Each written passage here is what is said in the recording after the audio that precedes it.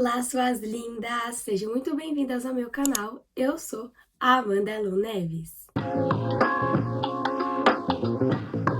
Desde pequenininha eu sempre fui apaixonada por livros, eu sempre amei ler. Na verdade, eu nem sei como que esse amor começou, porque na minha casa, na minha família, a galera que não é muito de ler, não. Mas desde pequenininha eu tive essa paixão, esse amor, adorava ler. Sempre ali em Amigo Secreto, Natal, aniversário, Dia das Crianças, eu sempre pedia por livros. Quando as pessoas perguntavam o que que você quer ganhar, eu falava, eu quero aquele livro, eu quero aquele outro livro lá. Às vezes minha mãe até falava, por que você não pede aquela calça, aquele sapato, aquele brinquedo que você quer? Mas pra mim não, eu queria livros. Eu acho que talvez por uma ideia que eu tenho de que conhecimento ninguém tira de nós. Então vale a pena investir em livros, vale a pena investir em educação, porque tudo aquilo que a gente aprende lendo, ninguém tira de nós, nós vamos acumulando conhecimento e depois podemos compartilhá-lo. E talvez por conta disso, dessa minha questão de gostar de ler, de sempre ler, muitas pessoas, né, vira e mexe, acabam me pedindo indicação de livros, seja dentro da família, seja amigos no Instagram, até mesmo para pacientes, eu já indiquei alguns livros. Então, eu decidi trazer aqui nesse vídeo 5 livros que transformaram a minha mentalidade, que mudaram aí minha forma de enxergar algumas coisas e que eu quero indicar para que vocês também possam lê-los e então talvez aí ter uma mudança de mentalidade. Todos esses livros que eu vou indicar aqui para vocês hoje, eles estão aí dentro da categoria de autoajuda, né, que é uma categoria que eu tenho lido muito, né, principalmente pela minha profissão como psicóloga, então eu sempre busco livros que seja nesse âmbito aí de autoajuda, mas que tenha boas referências, que tenha aí algumas evidências científicas, né? Então, livros escritos por psicólogos, por pessoas aí que tenham uma certa referência, né? Uma certa credibilidade, porque a gente sabe que tem muitos livros aí de autoajuda no mercado que não dizem nada com nada, né? Então, esses livros que eu estou indicando para vocês hoje são livros que eu já li, que para mim fizeram muito sentido. Muitos deles eu já vi coisas ali, questões, pontos da própria psicologia. Então, por isso que eu estou indicando eles aqui para vocês, tá bom? Só um desses livros que eu tenho ele físico, todos os outros eu acabei lendo no Kindle, né, ali em PDF. Mas o primeiro livro que eu quero indicar para vocês é esse aqui, que se chama A Coragem de Ser Imperfeito, da Brené Brown. A Brené Brown, ela tem também um talk TED na Netflix, que chama O Poder da Coragem, que fala também um pouco dessas coisas que aborda no livro e é muito legal, muito interessante. Então, se você tem aí Netflix, vale aí ficar também essa referência bônus desse talking TED dela. Nesse livro, A Coragem de Ser Imperfeito, a Brené Brown, ela vai abordar muito a questão da vulnerabilidade. E a vulnerabilidade não como um monstro a ser temido ou de ser envergonhado, mas a vulnerabilidade como algo que a gente deve acolher, como algo que a gente deve entender que faz parte aí da nossa humanidade, algo que pode sim ser positivo. E logo aqui no começo, ela fala, vou ler um trechinho aqui para vocês, de algo que eu acho que é bem interessante e que representa um pouco dessa essência do livro. Ela fala assim, o tema é mito 1 da vulnerabilidade, que vulnerabilidade é uma fraqueza. E ela diz, quando passamos a vida nos afastando e nos protegendo de um estado de vulnerabilidade, ou de sermos vistos como sentimentais demais, ficamos contentes quando os outros são menos capazes de mascarar seus sentimentos. Chegamos ao ponto de, em vez de respeitarmos e admirarmos a coragem e a ousadia que está por trás da vulnerabilidade, deixamos o medo e o desconforto se tornarem julgamento e crítica. Essa questão da vulnerabilidade como uma fraqueza é muito dessa questão também das emoções serem algo ruim, né? E ela também, numa parte do livro, ela vai dizer que Quando nós tentamos evitar as coisas ruins que a vulnerabilidade pode trazer, nós também acabamos evitando as coisas boas.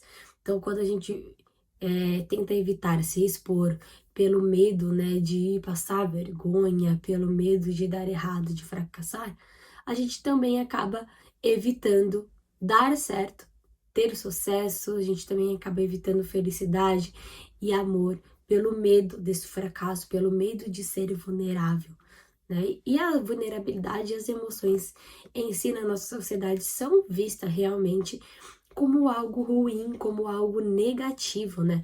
Eu já contei aqui várias vezes que eu mesma tive aí nesse processo, cresci achando que emoções era algo ruim, que demonstrar, né? Sempre tive muita dificuldade de demonstrar sentimento. Isso acabou até causando lá atrás, na minha adolescência, problemas de autoestima, outros problemas psicológicos, por conta dessa questão de eu não saber expressar as minhas emoções, aquilo de guardar muito, né? Quando você vai guardando muito aquelas emoções, aí sim ela vai se tornar um monstro que você tá guardando ali, está acumulando e não tá colocando ela para fora. Eu acho que também muito dessa questão social de ver e enxergar a vulnerabilidade, as emoções, os sentimentos como algo ruim, vem de uma criação aí de lá atrás, né? Já de muitas gerações atrás, dos nossos bisavós, avós, dos nossos pais, onde a gente foi crescendo sem ter muito espaço para emoções, né? De forma geral. Então foi crescendo ali com o pai dizendo, né? Olha, se você chorar, você vai ver, engole o choro. Tá chorando? Tá chorando por quê? Eu vou aí e vou te dar um motivo para chorar, né? Me conta aqui se você já ouviu essas frases, né? Elas são muito comuns aí numa gerações para trás, talvez agora também em alguns ambientes elas podem ser comum, mas o que que essas frases nos diz, né? Diz que quando você tá chorando, para que que você tá chorando, né? Chorar, você não tem motivo para chorar. Para que que você tá chorando, né? Engole o choro. Você não tem espaço, você não tem lugar para chorar, para expressar suas emoções. E aí tudo isso vai trazendo aí sinais para nós, para nossa mentalidade, para as nossas crenças de que emoções são algo ruins, que ser vulnerável, estar vulnerável ali, sentindo aquelas coisas é algo ruim, e tudo isso vai gerando essa crença de que vulnerabilidade é uma fraqueza, de que emoções é uma fraqueza. E aí a gente vai crescendo sem saber lidar com as nossas emoções, com as emoções todas desreguladas, sem saber expressar e tendo aí várias outras consequências, várias outras atitudes com problemas psicológicos e emocionais por conta disso. Eu acredito que de um tempo para cá, as gerações, né, de pais, mães, né, que estão surgindo, tá tendo muito de uma criação que a gente chama de uma criação, de uma educação positiva, humanista, né, humanizada, onde os pais têm, sim, validado mais as emoções dos seus filhos, têm acolhido, ele tem deixado ele chorar naqueles momentos, né, chamado de birra, porque a criança, ela não tem regulação emocional. Se nós, né, adultos, já temos dificuldade de regular as nossas emoções, que estamos ali, né, com a nossa cognição, tudo totalmente desenvolvido. Imagina a criança que ainda está se desenvolvendo, ainda está tendo uma maturação cerebral, elas não têm regulação emocional, né? Então aí que elas entram em birra, elas choram, né? E se você acaba aí não validando, vai acabando tendo essas consequências que eu acabei de falar, dessas crenças de que emoções, de que vulnerabilidade são algo negativo. Mas eu tô vendo muito uma criação aí mais humanizada, onde tá dando espaço para que a criança possa se expressar, para que a criança ali possa falar o que ela tá sentindo, onde ela possa ser ouvida e os sentimentos dela possam ser valorizados, validados, né? Que essa geração que tá crescendo, né, validando, com seus sentimentos validados, sendo ouvidos, podendo expressá-los, podem sim aí crescer e terem uma regulação emocional mais saudável, mais positiva.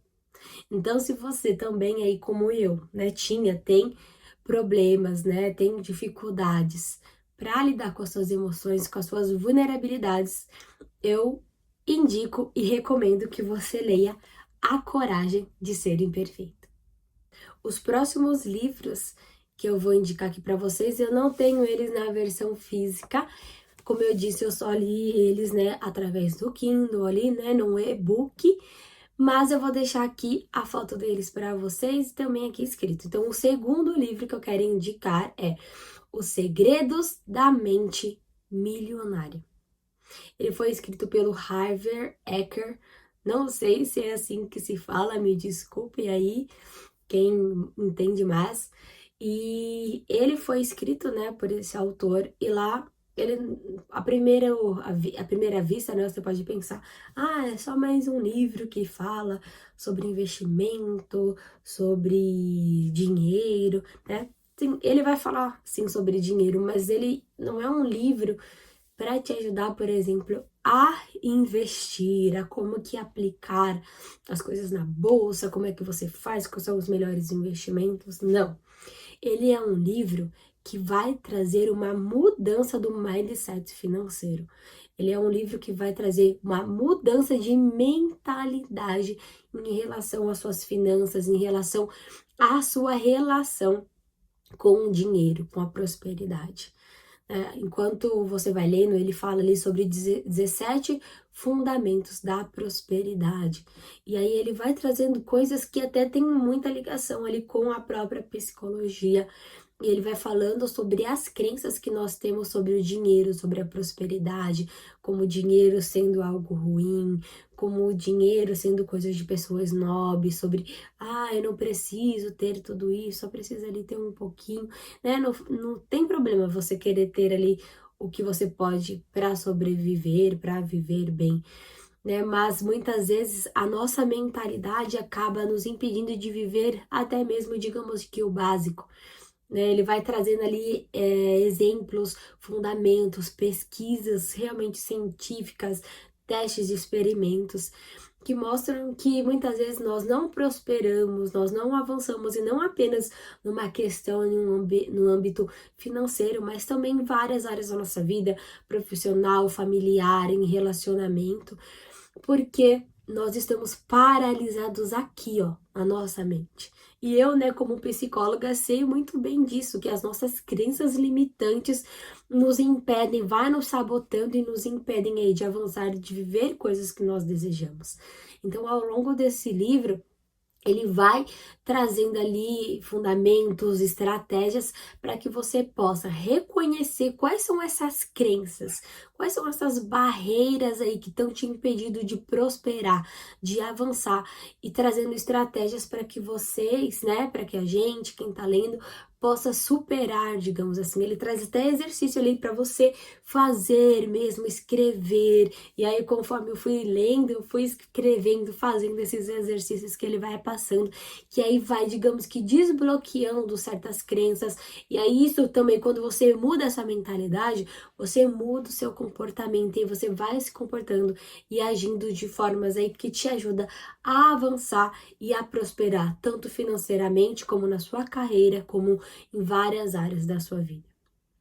Então, se você tem aí muitas crenças limitantes sobre finanças, sobre prosperidade, sobre realizações, eu recomendo que você leia o terceiro livro que eu quero trazer aqui, chama-se Hábitos Atômicos. Hábitos Atômicos é aquele tipo de livro que te inspira e te ajuda a desenvolver a sua melhor versão.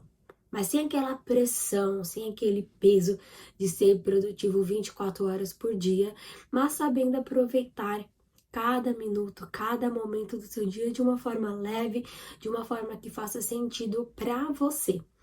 Nesse livro, James Clear, desculpa, não sei se é assim novamente que se fala, mas ele vai trazendo aí ferramentas, ensinamentos, técnicas que te ajudam a criar novos hábitos e também a mantê-los. Alguns, né, vídeos aqui tem vídeo sobre produtividade, sobre criação de hábitos, e vários desses conceitos que eu trago nesses vídeos são conceitos presentes aí nesse livro de Hábitos Atômicos. Ele não é um livro que, como eu falei aí, quer que faça você ser produtivo 24 horas por dia, aquela coisa de sempre estar produzindo, sempre estar realizando, mas eu acho que a palavra-chave desse livro é vencer a procrastinação. Procrastinação é quando você deixa de fazer alguma coisa que você quer, seja por crenças limitantes, seja por autossabotagem, como preguiça, como, né, deixa pra lá, coisas que a gente já até abordou aqui no canal. E aí, ele te ajuda a vencer, a sair desse lugar de procrastinação, dessa zona de conforto, para agir, para estar em movimento, para realizar aquilo que você deseja. Então, muitas vezes você precisa realizar exercícios por uma questão de saúde, mas você tá ali procrastinando, evitando, tá com preguiça de realizar, não, acho que não dá muito certo. E aí nesse livro ele vem e te dá estratégias para te ajudar ali dentro da sua própria rotina a colocar esse hábito que você precisa, porque o seu médico indicou, porque a sua psicóloga indicou, e aí você precisa começar a ter esse hábito de praticar exercícios. Então, ele vai te ajudar dentro da sua própria rotina a você ter estratégias para começar esse hábito que você necessita, para você começar a ler, a estudar, a se desenvolver mais. Então, é sobre isso, sobre sair da procrastinação e ter aí uma vida de movimento, uma vida que você possa buscar ter ações, ter atitudes que vai te ajudar a ter a vida que você deseja, porque muitas vezes a procrastinação nos impede de viver o que nós desejamos. Então, nesse livro ele te ajuda a ser produtivo para que você viva e construa a vida que você deseja viver.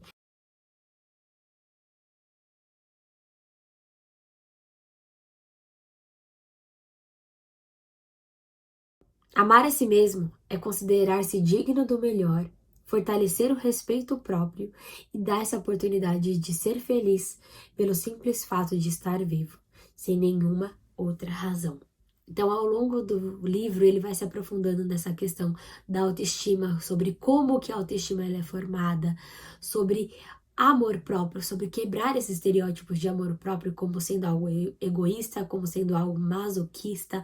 Então, ele vai trazendo essa compreensão para que a gente possa aprender a acolher quem somos, a compreender quem nós somos, a aceitar, né, as nossas limitações, a aceitar coisas que não dá para mudar e entender que outras dá sim para mudar.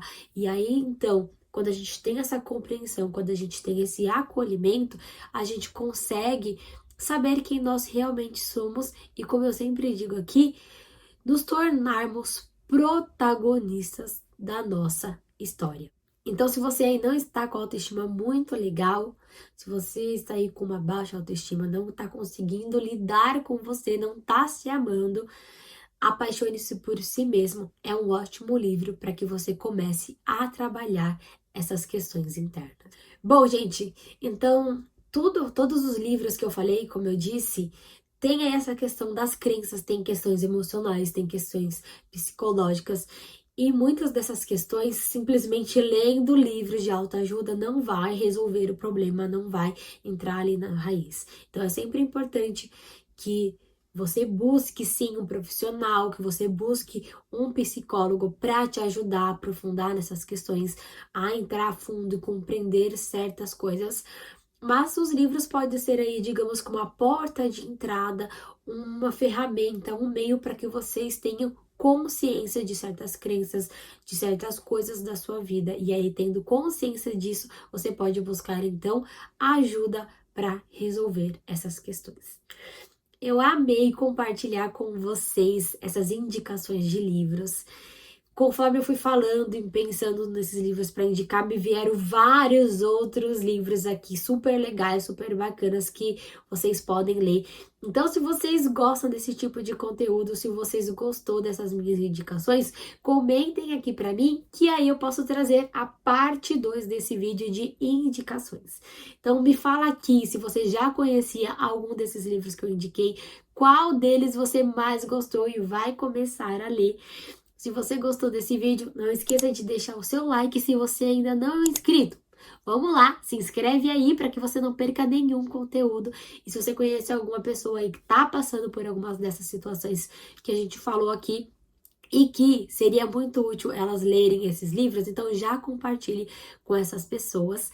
E a gente se vê então no próximo vídeo. Tchau, tchau!